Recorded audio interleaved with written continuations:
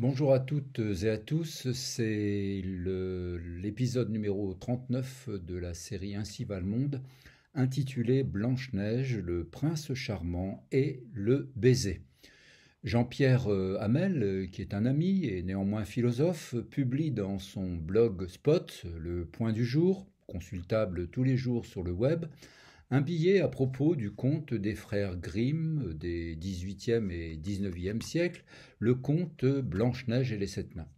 Il y est question notamment du baiser donné par le prince charmant à Blanche-Neige, qui, comme chacun sait ou devrait savoir, est tombé dans un coma profond suite à l'ingestion d'une substance toxique contenue dans une pomme, encore nommée Malus domestica de la famille des rosacées.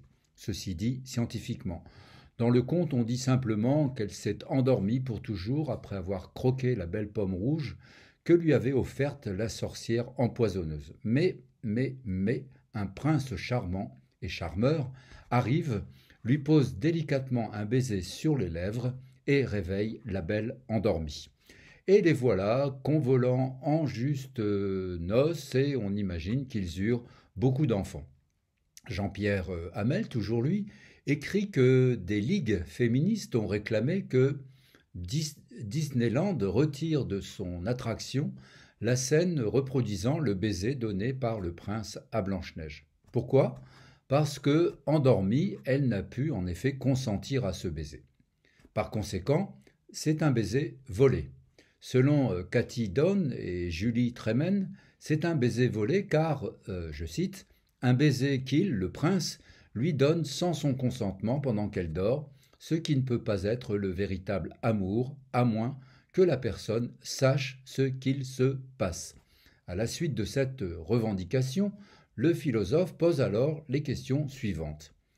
Allons-nous priver nos enfants de la magie des contes de fées ou bien nous récrier en évoquant, premièrement, le fait que pour Blanche-Neige, ce baiser n'est pas seulement le baiser d'amour, mais qu'il est surtout un rituel magique et qu'il est le seul moyen de la sauver du sortilège de la méchante sorcière.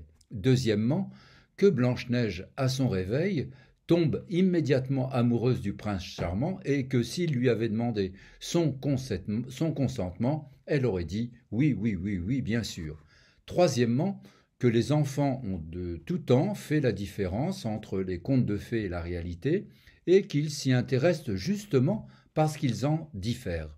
Quatrièmement, enfin, que cet épisode est l'occasion pour les parents de montrer aux enfants que si ce genre de baiser est permis du fait de la magie du conte, dans la réalité, les baisers doivent être explicitement consentis. Notre polymathe ajoute qu'on n'en a pourtant pas fini avec les baisers magiques qui sont couramment utilisés dans les films de Disney pour obtenir la transformation miraculeuse d'un crapaud ou d'une grenouille en prince ou en princesse. On n'a jamais entendu quiconque protester au nom du respect dû aux grenouilles de ne pas se voir imposer un baiser impromptu. D'ailleurs, comme le montre cette image tirée de la princesse et la grenouille, le petit animal paraît absolument consentant. Il est vrai que, contrairement à Blanche-Neige, il ne dort pas, mais la Ligue de défense des animaux aura sans doute son mot à dire sur cette affaire.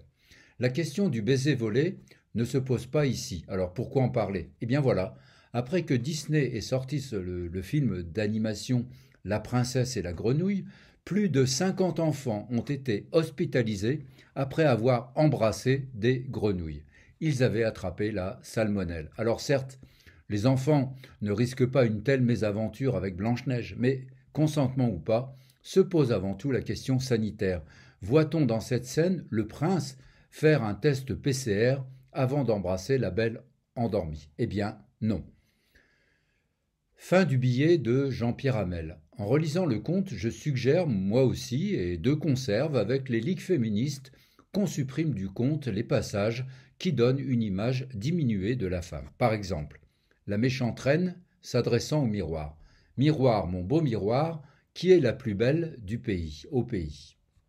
On laisse entendre ici que la seule préoccupation d'une femme est d'être belle, voire la plus belle entre toutes les femmes. Les nains à Blanche-Neige. Si tu veux t'occuper de notre ménage, faire à manger, faire les lits, Laver, coudre et tricoter, si tu tiens tout en ordre et en propreté, tu pourras rester avec nous et tu ne manqueras de rien. D'accord de tout mon cœur, répondit Blanche-Neige. Domestication et soumission sont là les deux mamelles de la femme, si je puis dire, ou n'aurait pas dit le duc de Sully. Maintenant le prince charmeur, et sans doute pervers, à Blanche-Neige.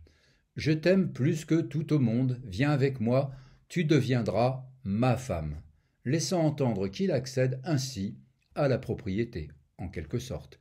Et puisqu'on y est, de conserve avec les sermonneurs, on en profitera pour retirer la scène horrible et anthropophage où la reine démoniaque demande au chasseur chargé de tuer Blanche-Neige de prélever son foie et son cœur, qu'elle mangera ensuite. Enfin, croit-elle, nous aurions ainsi un conte aseptisé, stérilisé et désinfecté et racontable aux enfants. Ainsi va le monde.